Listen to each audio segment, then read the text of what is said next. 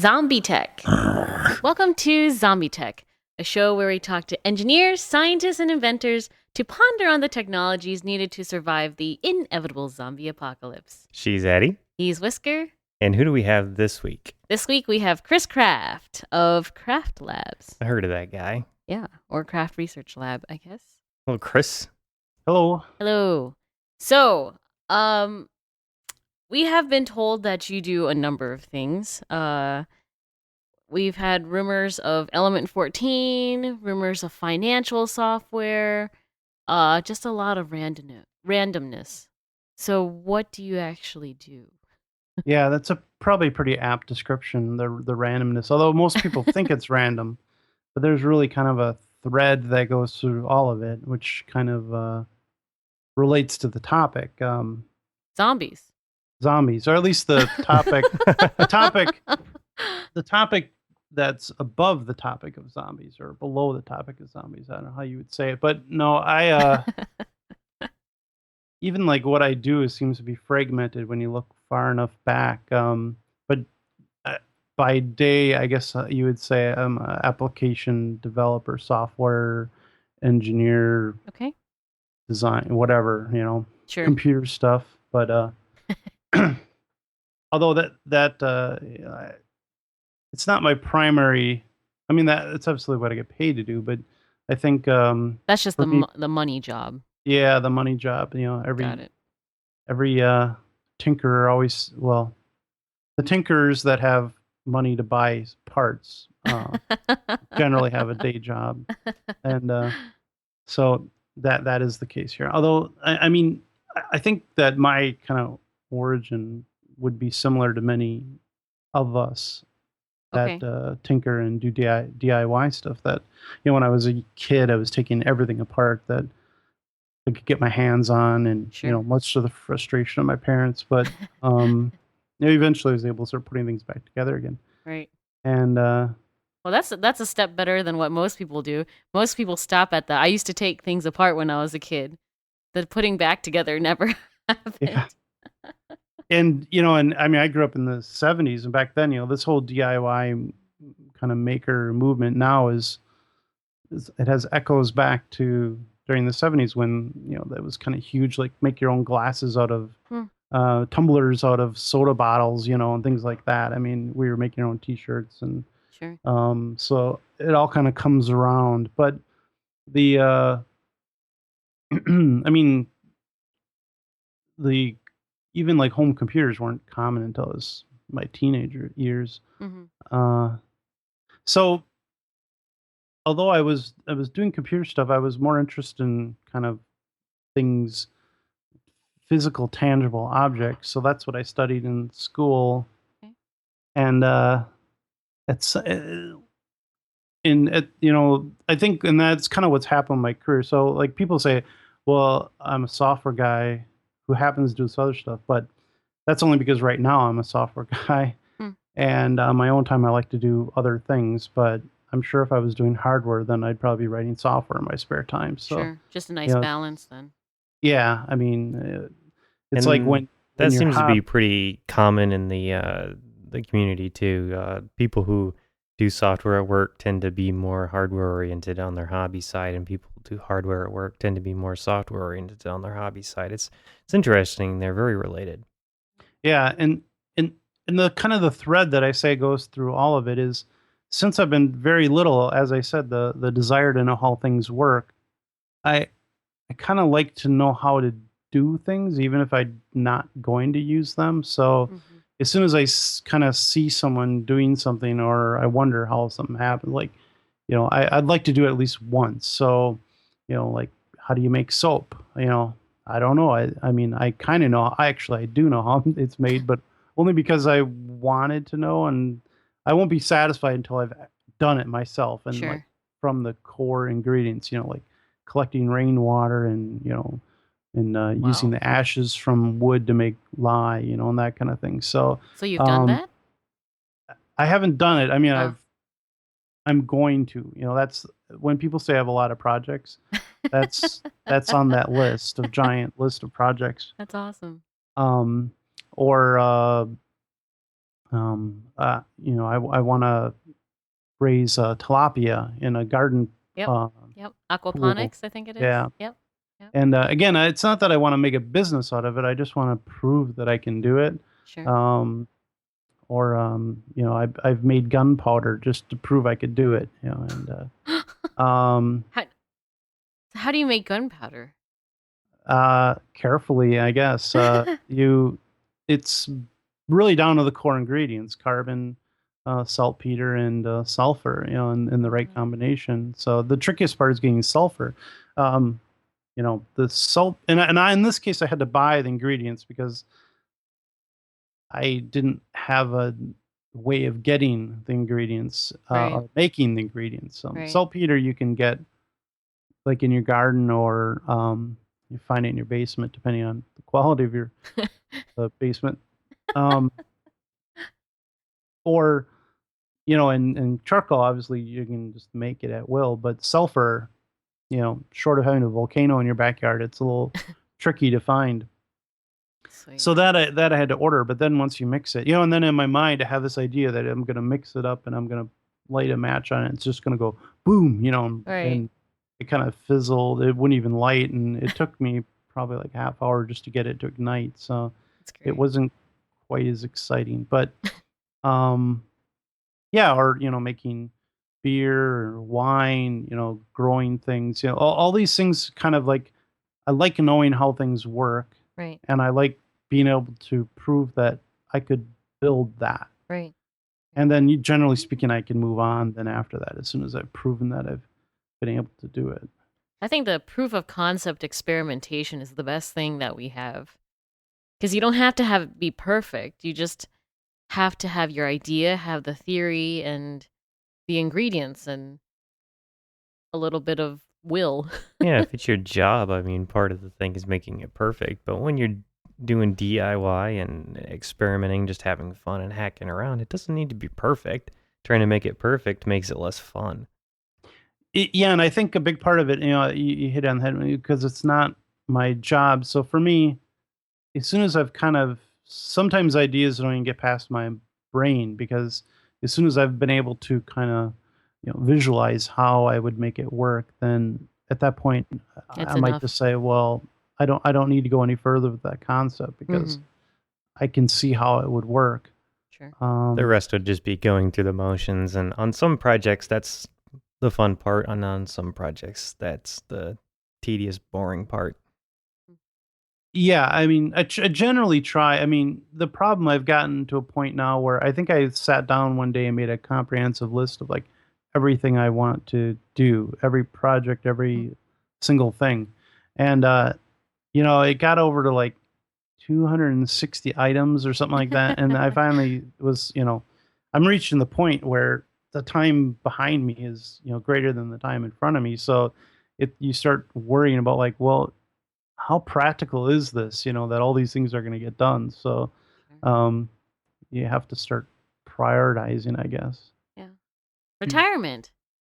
After Yeah. retirement, you'll be bored as all goodness. But you're still young. I mean, if you grew up or were born in the 70s.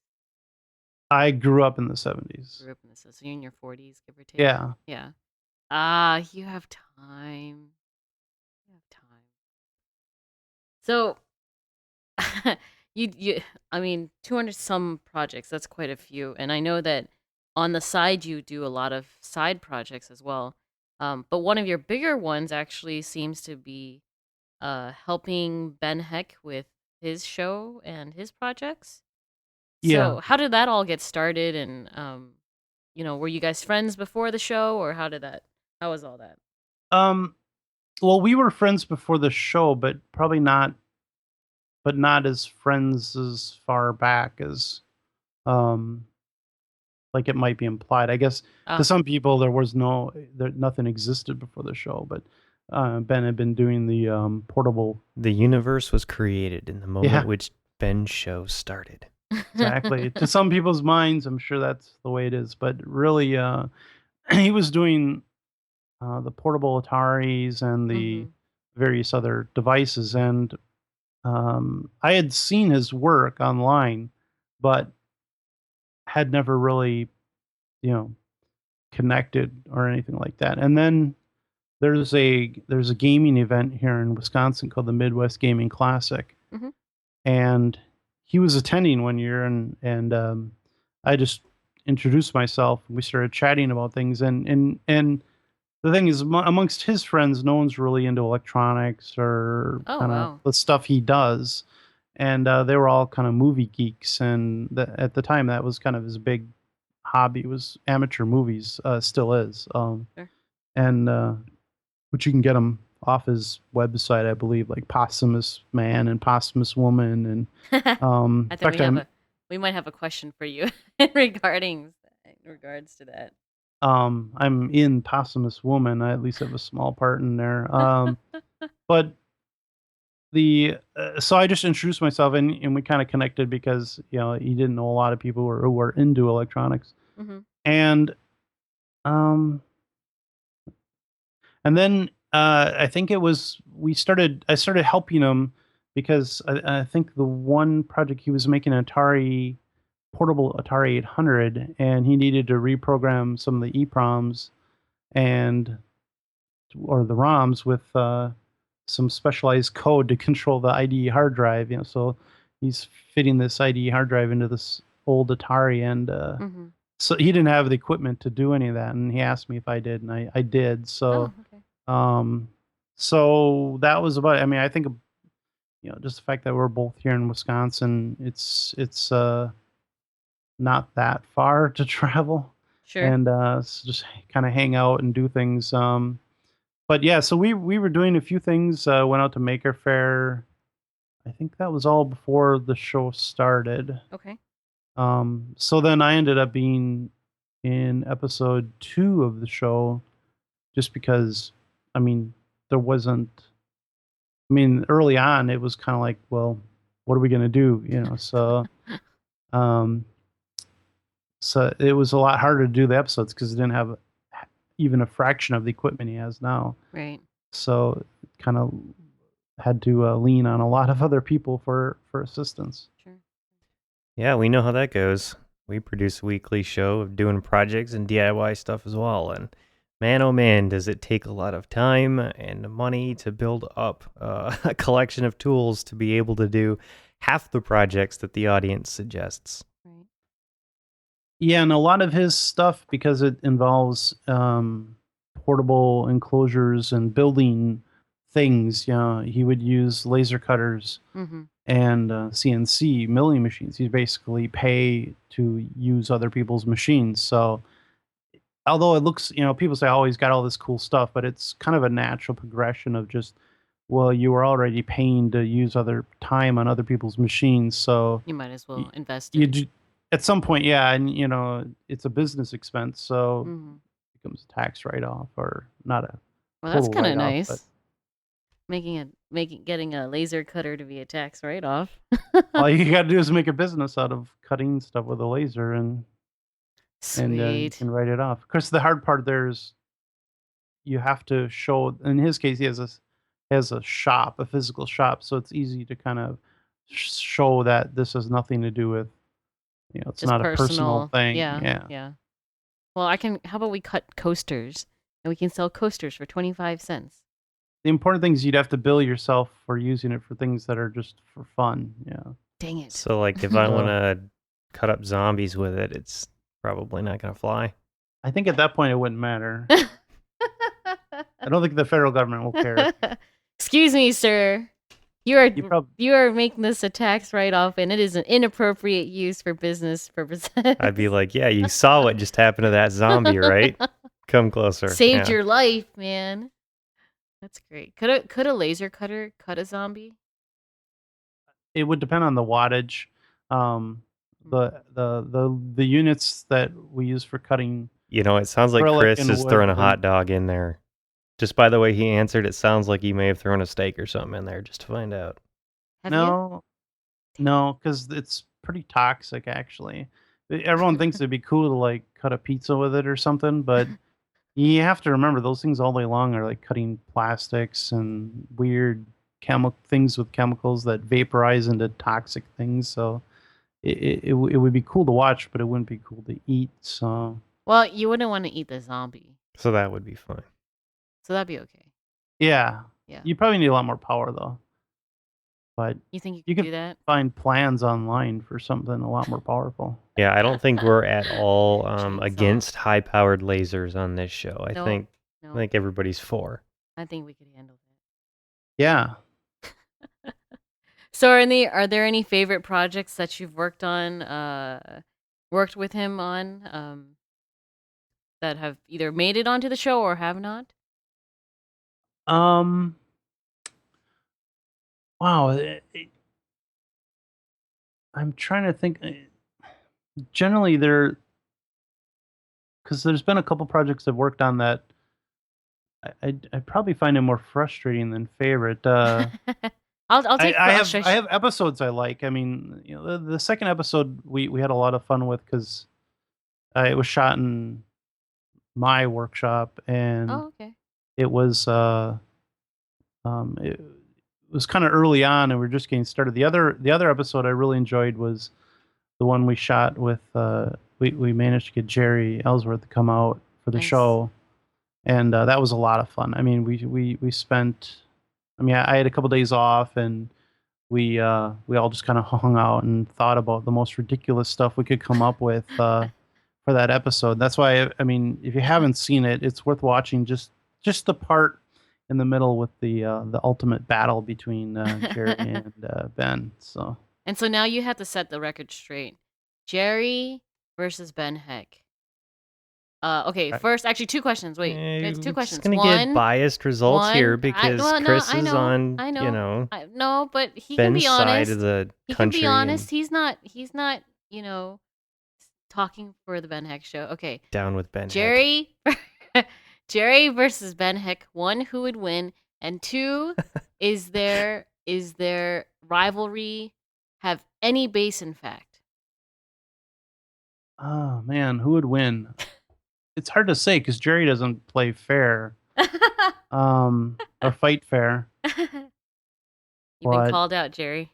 But I think she wouldn't deny it. I mean, she she's takes a pride roller in girl. it. She's a roller girl at heart. She loves, kicking ass, taking names, whatever. So yeah, I don't know. I mean, that would be hard to fight to pick because I think she would just lose interest because she. I could see that too. She just, that's yeah.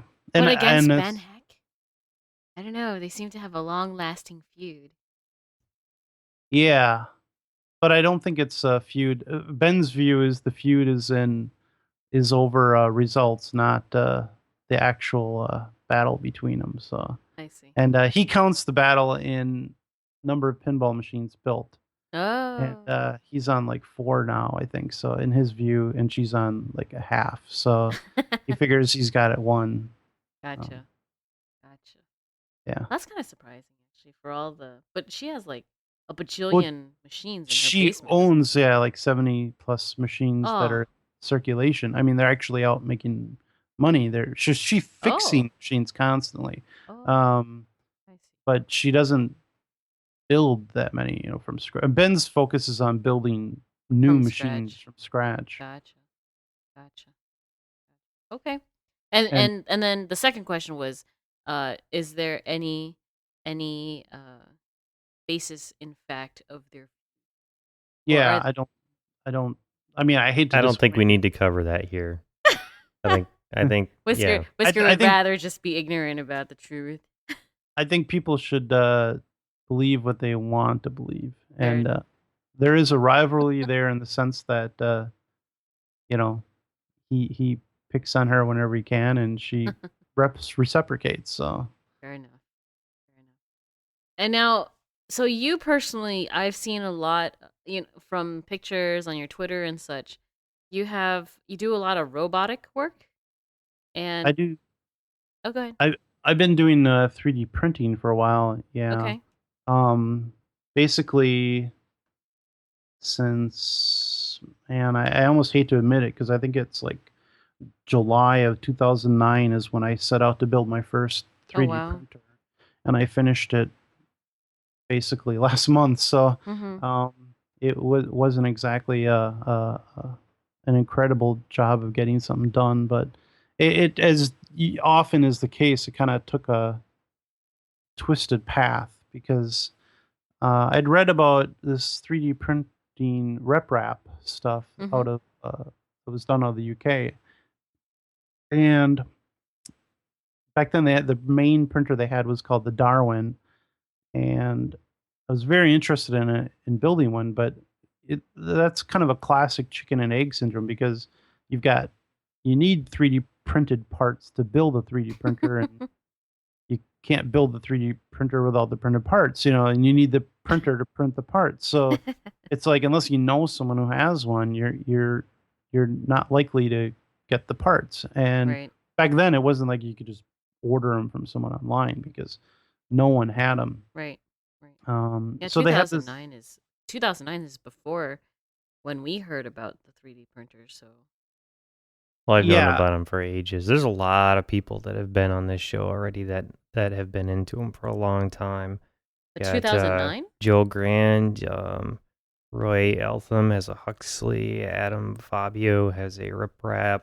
Yeah, but that was last year though, Mister. What um Jeremy Blum's actually working with MakerBot now, so he's got a couple of those. So yeah, yeah, it's a and topic that this comes up all the time here. predates the MakerBot stuff too, Right. because what happened was at some point the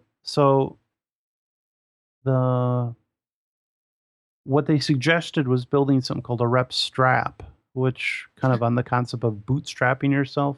Okay. So it's a printer that's good enough to print the parts that you need to print the real printer. Okay. And the version I was building was called a McWire, and uh, I built one and it works. It's just very, very slow. Mm-hmm. And I had no idea how to do and around that same time, MakerBot, the guys at MakerBot had tried to build one. This is before they started MakerBot and had Right. kind of failed miserably. And that's when they had their aha moment and came up with MakerBot. Um, so they had like their first kit had just kind of exploded onto the scene. Right. And I had gotten a part from their kit, not their kit, but just a component from them. And I tried using that on my machine, and it was a disaster. And I thought it was my machine, and it turned out it wasn't. It was the part from them that was the problem. So Go I just figure. assumed I didn't know what I was doing, but it turned out my stuff was working great. So I in the MakerBots, the cupcake was the first one. They were like sold out forever, and I had to pretty much like all the parts, and there was a lot of cross pollination between them and the RepRap project.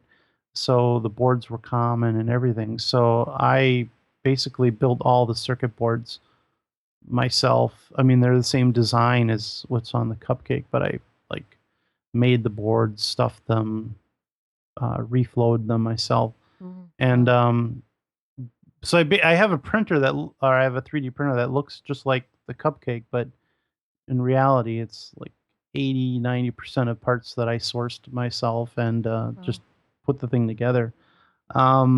With again the goal being to print the RepRap, the Darwin. Mm-hmm. But by the time I got that done, the printer was the Mendel, so I was already one generation behind. So I started printing parts for the Mendel. By the time I finished my Mendel, now I was Oh, onto the Prusa Mendel, so right. I kept falling behind.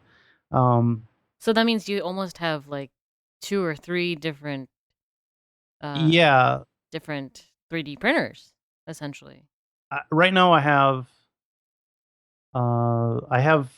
three functioning 3D printers, and Wow. I'm building another one, which I Wow. don't know why, because I don't need one. Um, It's just a habit just now. just because you can.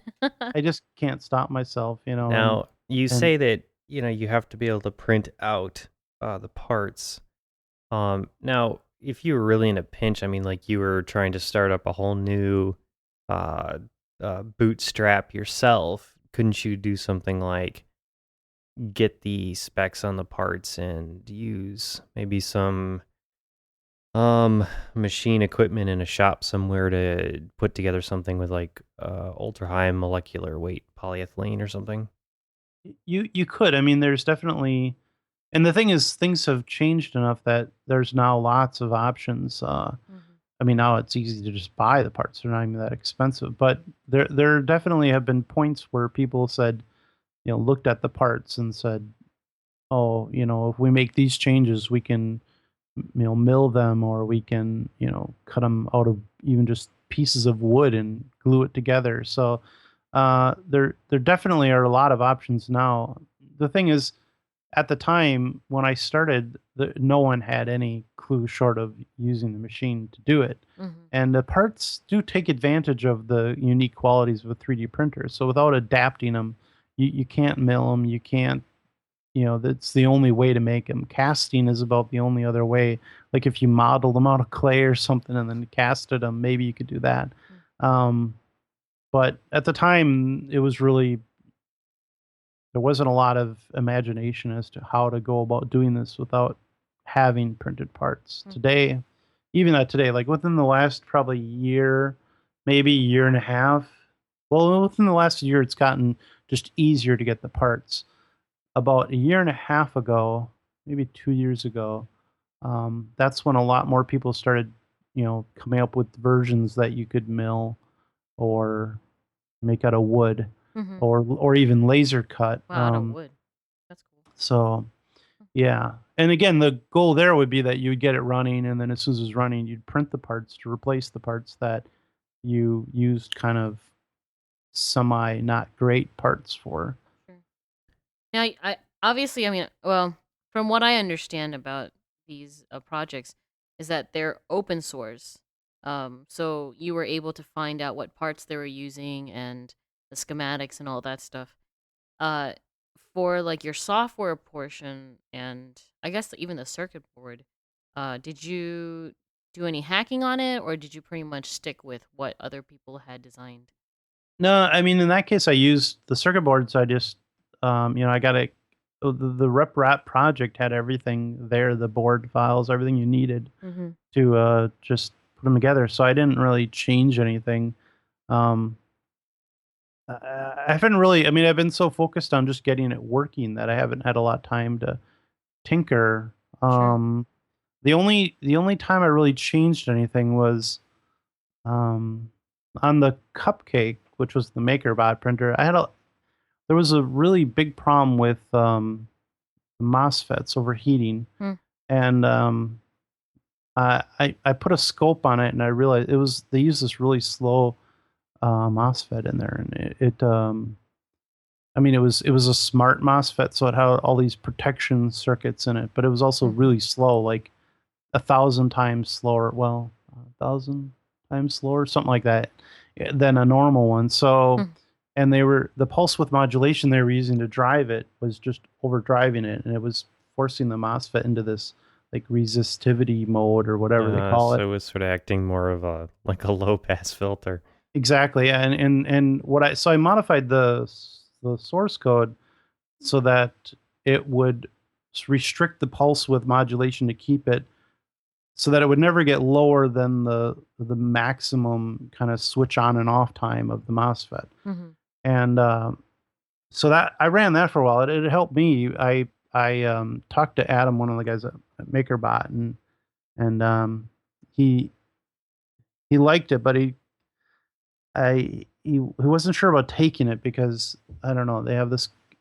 They're open, but the, I mean, I kind of pick on the guys from New York. I call it the New NYC hipster super friends. That like if you're in their clique, they love They'll you. listen to But if you're anything you not, say. Hmm. but if you're not, Yeah, forget it. we've spent a little bit of time on this show picking on the Arduino hipster crowd too. Yeah. So yeah. Sorry, guys out there. We're only somewhat serious, but when we say that we like you guys, because when you become zombies, your tight jeans will keep you from chasing us as quickly. We mean it lovingly. Yeah, I mean it's almost sad in a sense because I hear this kind of only in New York City kind of attitude. And it's like, well, okay, but a lot of the stuff that's happening is happening either in the valley and then there's a lot of us spread throughout the country that are really making a contribution to this stuff. So Mm-hmm. um, I think having this perspective that somehow the center of the universe is New York City is kind of Yeah, it's not skewed, really accurate either. I mean, I know people that have maker bots in Arizona and San Francisco, and I know people in San Francisco that are in New York that have RepRaps. So, Yeah. you know, Gotcha. But no, other than that, I've stuck pretty much following through with other people. Again, my goal was mainly in that case, it was just to get it working. It just took so long to get it working Yeah. that I just I finally got the one which was really my goal, which was the functioning RepRap, and I've got it functioning, but it's not quite right. So I keep tweaking on it to try to get it dialed in. But Sure. my intention is still, once it's working, I'm pretty sure I'm just going to donate it to some school or something because I really don't have a need for a 3D printer. Sure. I just You wanted just to wanted build to get one. working. Yeah. Well, and it's interesting because we haven't. I mean, besides the cost, we haven't really gotten into. At least I haven't gotten really into 3D printing, because most of the time I hear people for half a year talk about calibration. I can't stand calibration. I mean, it's an important aspect, but it seems like instead of actually getting to use the the kit or the product to make something you want to make, you're spending it wasting filament, you know, uh, calibrating your how hot the heating bed gets, and Yeah. watching it screw up your printing. So That's yeah, it's definitely kind of the dirty secret of and the people will tell you, oh, well, that's why you have to buy a MakerBot, and it's like, but even with or that's that, why you have to buy an up or any one of the commercial units. But the truth is they're no better, right, right, and they're no more reliable because really, even if you get to the pro units, I mean, there's units you can spend, 30,000, 60, 100, 200,000. I mean, I know people jeez, who own units, the professional units like Stratus's, they're made up in Minneapolis, I believe. And they're, you know, you could spend 50,000, and I know I have a friend who has one in their office, and he said that thing's down once a month, for service. So jeez, they're just, that's why when people say, "Oh, these are going to be in everyone's homes," and I just kind of laugh because first thing, no I way, mean, laser printers aren't in everyone's homes, so why would a 3D printer be in everyone's homes? And right, if they are going to be in everyone's homes, I'm going to be, getting a lot of beer money fixing 3D printers in my retirement or whatever. So, because they're finicky, ornery, and that's why I always tell people to buy kits because I always hear the same thing. They say, "I don't want to buy a kit. I just want it to work," and I say, right. buy the kit because you'll learn so much about putting it together that when it breaks, You'll know you'll know how to exactly fix where. it, Sure, because, and I say when it breaks, not if it breaks, because sure, they're just that, they're, they're definitely a 1.0, maybe 2.0 product, sure. an Apple 1 or 2, if you say it that way, Big 20, so yeah, Vic 20. That's and yeah. This is a So Commodore household. Thank you very much. no, I believe me, I am too. That's what I grew up on, so I'm always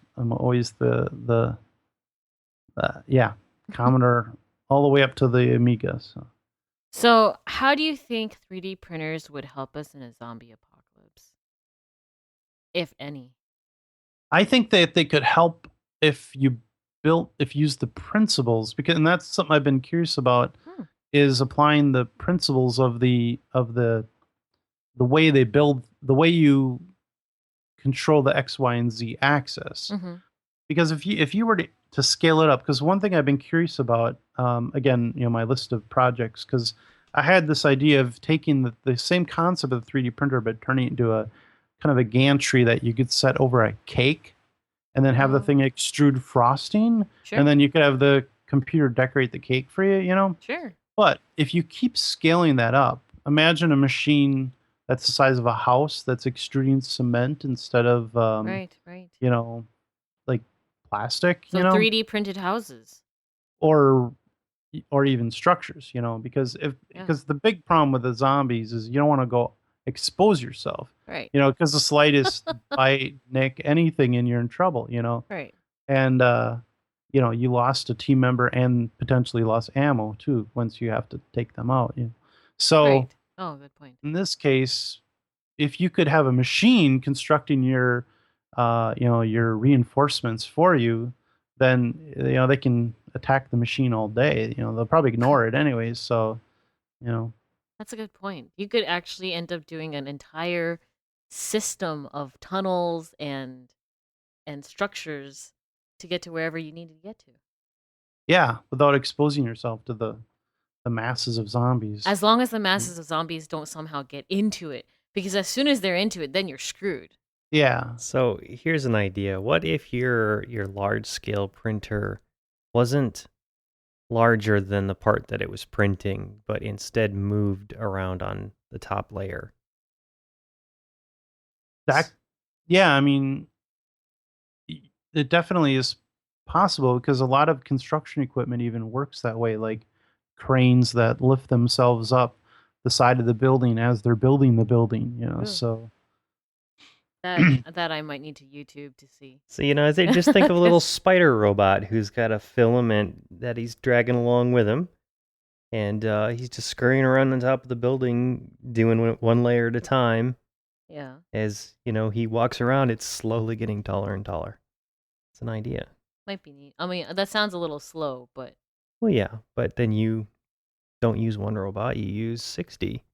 oh, Yeah. I mean, there definitely would be value. I mean, the thing about having a 3D printer, at least when it's working, is uh, there are definitely some interesting things to make. Although most of the parts you find on a site like Thingiverse are either parts for 3D printers or like silly things. So I haven't seen that many practical, right.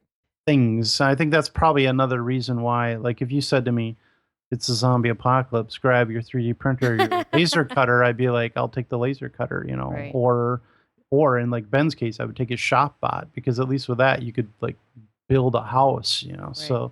So speaking of that, because that's another reason I haven't gotten into 3D printers is because I don't know what I would make. Like the only person I've seen who has made things that actually serve a purpose is Jeremy Blum. But like even those that they're like very a towel rack handle, they're very type of simple thing. little things that Right. just to solve little problems in his apartment. Right. So what have you printed anything that's actually been useful? And I hate to say it that way, but No, I haven't. I mean, Okay. I'm probably labeled a heretic, but you can't convince me these things are practical. Not yet. I mean, I hate to say that I because think you're the first person to admit it. Now, I'm like a kind of an advocate of well, no, the thing is I tell people build one because you want to build one. Right. Don't build because no matter how often people say, "Oh, it's going to change the world," it's kind of like, well, maybe it will eventually, But not at the I have absolutely no if- doubt that extrusion technology will change the world, but I think it won't be extruding from the bottom up. It'll be extruding parts outwards from itself. Now, you guys were talking about useful things, and just the other day, Roy Eltham, good friend of the show, was fiddling with his RepRap trying to get it calibrated, and he needed some ideas for stuff to print. And I'm working on a giant robotic camera jib for our studio here, and I need a mating plate to connect a clevis or a yoke type part to a sprocket that goes on a big DC motor. And that's like a custom thing. And I don't have a mill here or anything like that. So instead of doing it out of a traditional aluminum block or something like that, instead I just opened up Blender. I put together a form for the shape that it needed to be. Sure. That is a box shape. And I threw the file over to Roy, and he printed it out in his RepRap. He's going to mail it over here, and then I'm going to fill it up with epoxy. And the epoxy's strong enough to actually, hold up what I need to hold up. So by combining a bunch of different disciplines like that, I think they can be useful today.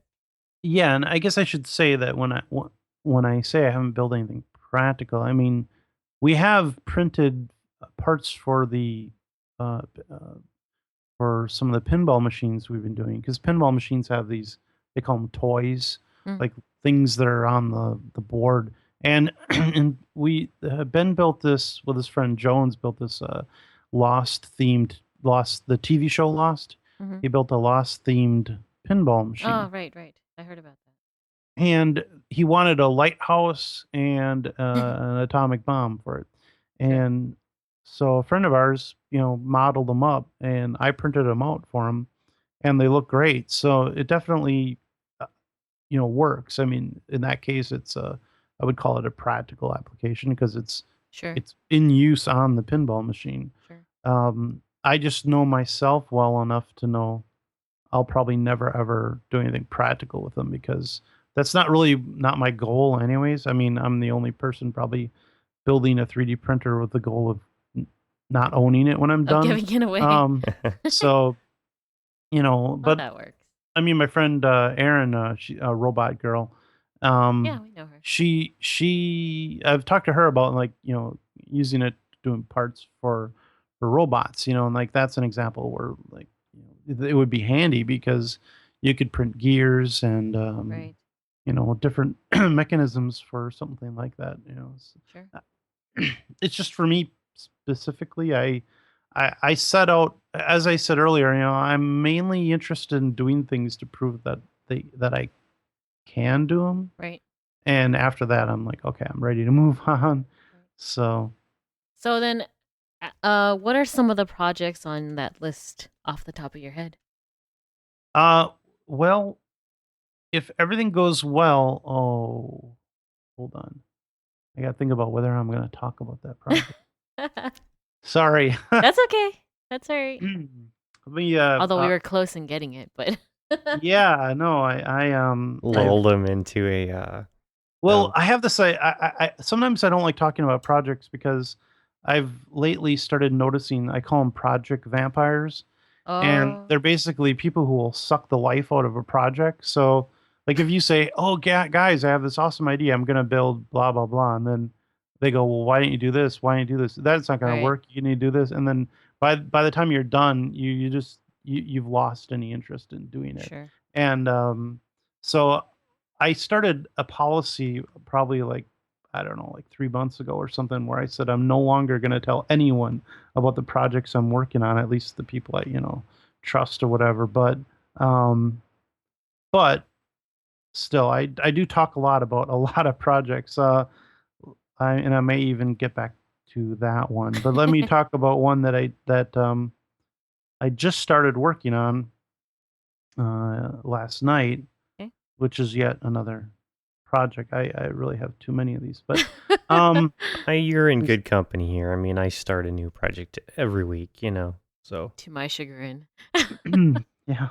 The I was reading. I mean, I don't know if you've seen it, but there was a information online about these guys who made this cooker that can also recharge your. It's a camp stove that can recharge your cell phone.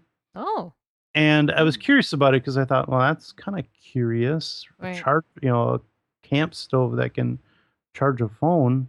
And as I dug into it, I realized what they did was they used, which in retrospect it seems obvious, to use pelter junctions Mm-hmm. to as because the heat is normally it's just there. I mean, it doesn't get utilized for anything. And in this case, they're using the heat to drive pelter junctions, which Mm. then generate electricity. Yeah, And, it's a really good way to do it. Anywhere where you're generating, trying to take energy from outside and store it in one place, you're always looking for a heat differential or an energy differential of some type. From capacitors to sunlight to energy stored in fuels. It's all the same thing. It's just a differential. Mm.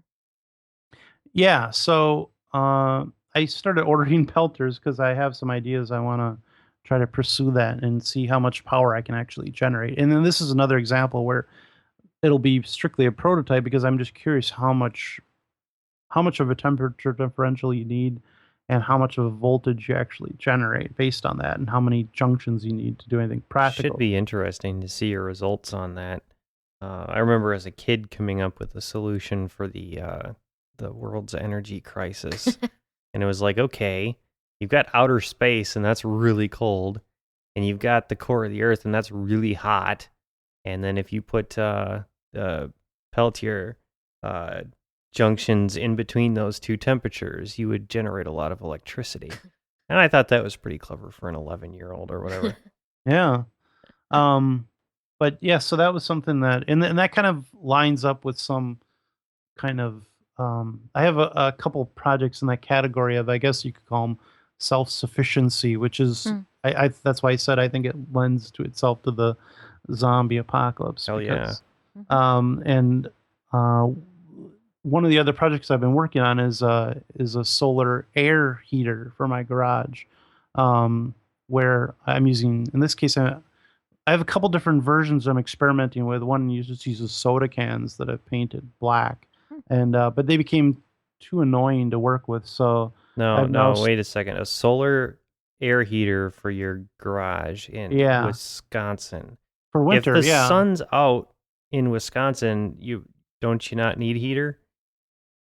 Well, you can have a sunny winter day, and Okay. it'll still be 30 degrees out or something, or 20 degrees, or So do the cans sit outside or inside through a window?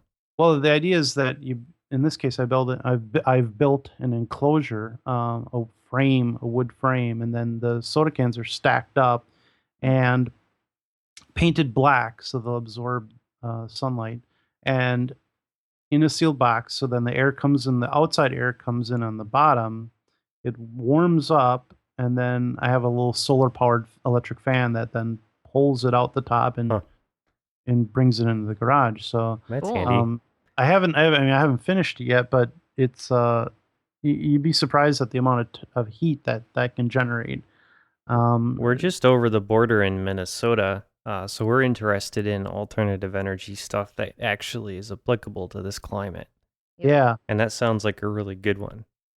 Absolutely, yeah, because most people, they think of solar electricity or even solar water, but solar heat is kind of, it's and in my case, I mean, I was thinking about using it just for the garage so that, the garage would be slightly warmer. And, not that I need my car to, I mean, it hasn't suffered yet from the garage being a typical Wisconsin weather, but it was more, again, it was one of these ideas where I just wanted to see what happened. See if it worked, sure.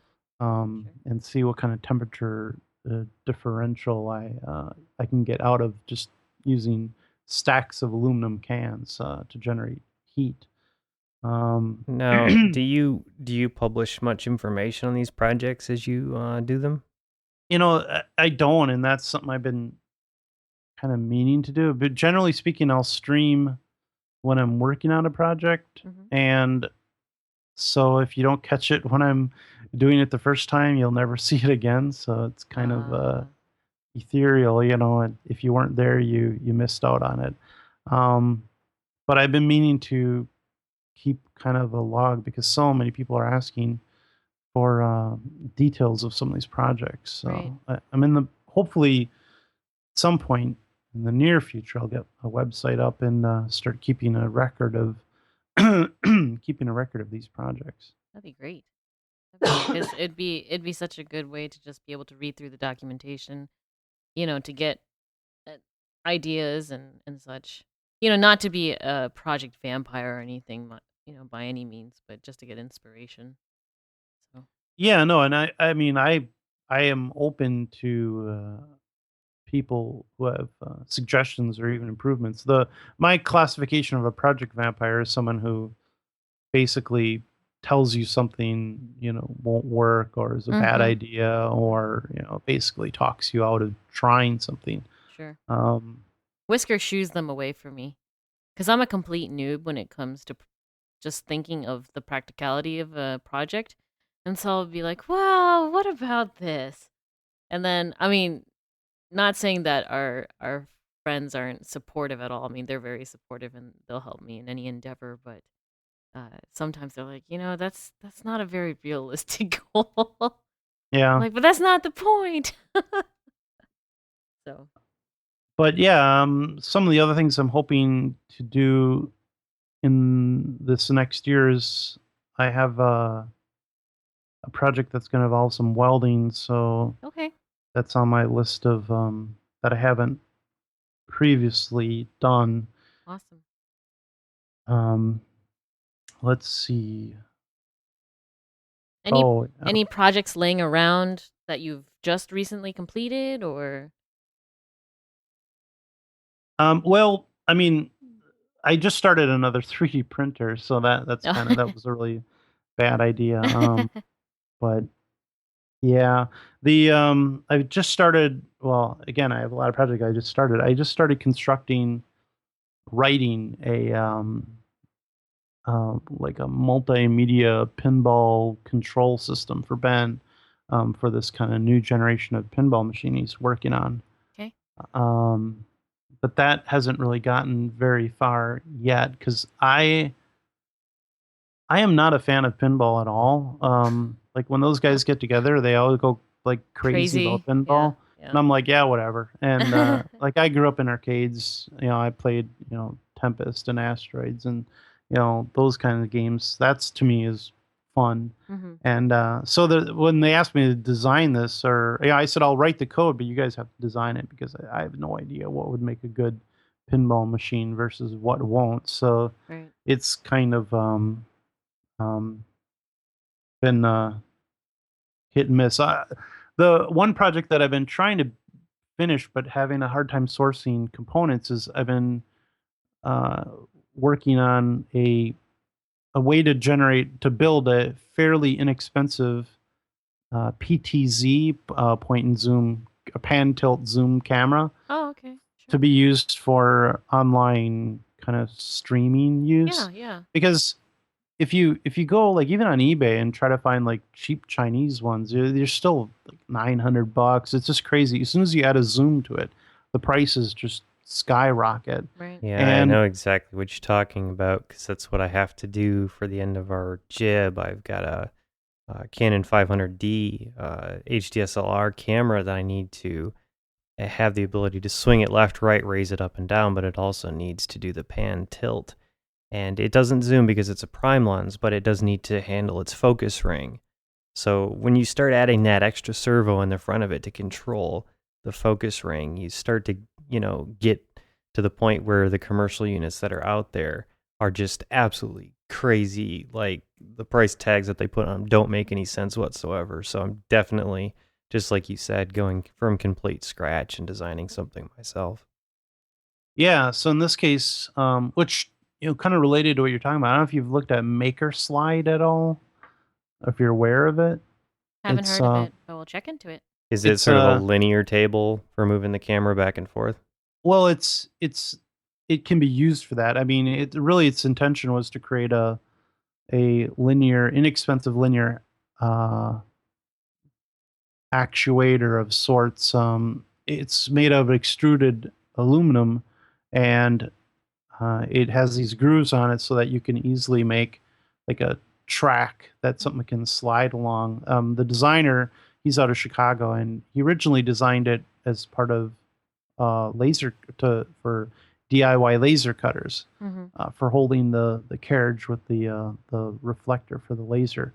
And he did a Kickstarter project for it, and it finally kind of finished. And I have some here, and it's, I guess, one of the biggest, most popular uses, which I didn't even realize it was a use, is people using it for camera mounts where they can slide the camera back and forth on it. Um, again, I don't. Yeah, I'm not a camera person, so to me, I'm like, well, who cares if you can slide it back and forth? But I guess, but people get pretty excited about Yeah, it, so it's it's very clearly. Oh useful. man, Very useful to be able to do.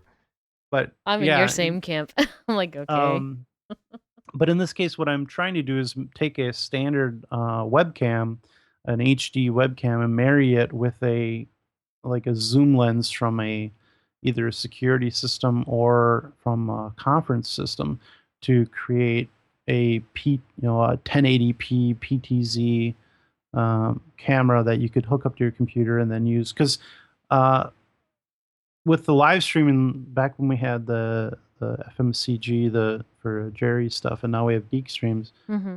We had PTZ cameras, and they were cool because we had in-channel control and IRC control over the camera. Right.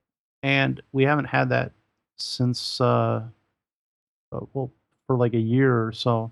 So I'm trying to set that up.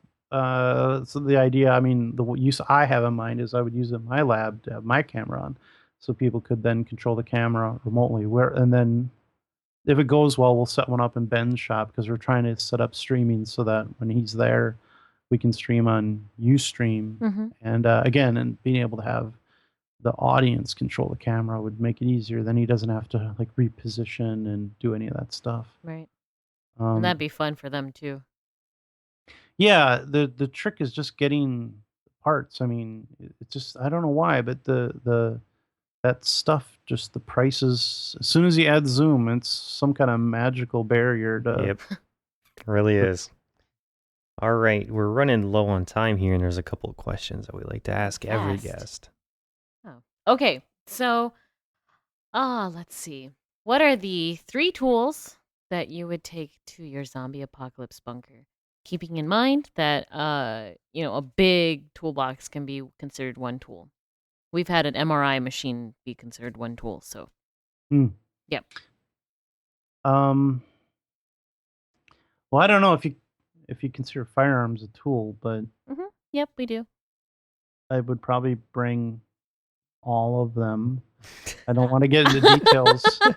That's right. I did hear that you were into guns. No, that's not a fair characterization, I don't think. I inherited some, and I don't have a problem with them. I mean, it's not like You're a Midwesterner. Loves them, you know. Gotcha. They are what they are.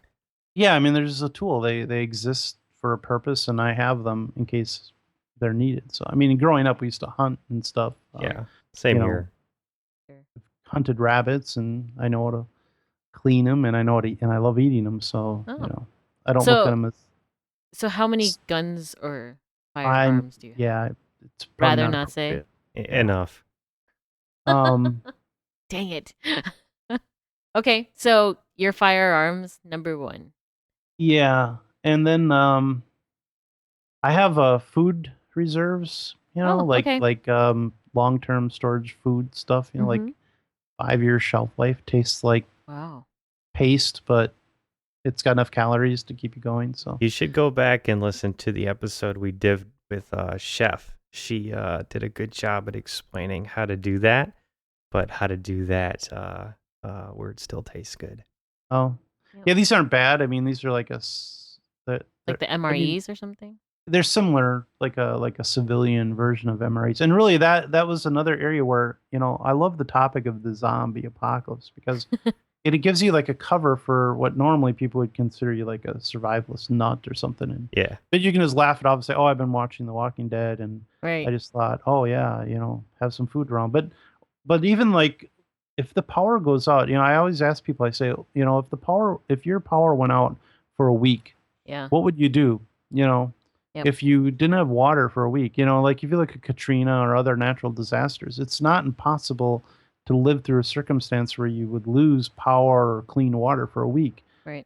What would you do? Would you rely on your neighbors? Would you rely on your community? I would rather rely on myself. So people don't realize it doesn't even take a natural disaster. All it takes is if you live in town and they pick up something that's not supposed to be there in the water supply, and it could be any number of things that are just naturally occurring, then they will shut off the water and they will tell you that you're not allowed to use it. You're not allowed to use it unless you boil it. You're not allowed to use it except for gray water.